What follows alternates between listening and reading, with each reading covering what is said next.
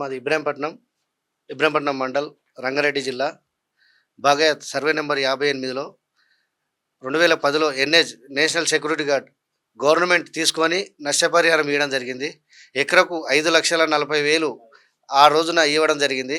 అప్పుడున్న అధికారులు MRO Victor, RDO Rajender, VRO Ramareddy, Bhoodan chairman వీళ్ళంతా కలిసి ముగ్గురు బినాం పేర్లు పెట్టి మాకు రావాల్సిన నష్టపరిహారాన్ని దొంగ సర్టిఫికేట్లు, దొంగ పాస్బుక్లు తయారు చేసి వాళ్ళకి నష్టపరిహారం ఇచ్చి వాళ్ళే కాజేసిరు. కానీ అప్పటి నుంచి మా భూమికి మాకు డబ్బులు రాలేదంటే వేరే తన భూమి చూపిస్తామని చెప్పి సుమారుగా 10 లక్షల దాకా ఖర్చు పెట్టించి కేసీఆర్ అప్పుడు 2014 రావడంతో అక్కడ జరుగుతున్న అక్రమాలను గ్రహించి భూదాన్ బోర్డు రద్దు చేయడం జరిగింది. అప్పటి నుంచి భూదాన్ రాజేందర్ రెడ్డిని వాళ్ళందరినీ కలిస్తే భూదాన్ బోర్డు ఎత్తేసిరు, మేము ఏం చేయలేము, గవర్నమెంట్కి అప్పీల్ చేసుకోమంటే గవర్నమెంట్ చుట్టూ ఇప్పటి వరకు 14 సంవత్సరాల నుంచి తిరుగుతూనే ఉన్నాం. కానీ మాకు ఎటువంటి న్యాయం జరగట్లేదు.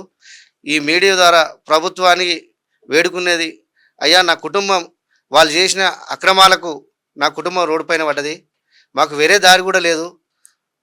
క్యాంప్ ఆఫీస్ అప్పుడు కేసీఆర్ ఉన్నప్పుడు క్యాంప్ ఆఫీస్ ముందు 3 సార్లు ఆత్మహత్య ప్రయత్నం చేయడం కూడా జరిగింది. కానీ ఇప్పటి వరకు అధికారులు కానీ ఎవరు అప్పుడున్న రాజకీయ నాయకులు ఎవరు పట్టించుకోలేదు, మాకు న్యాయం కూడా చేయలేదు.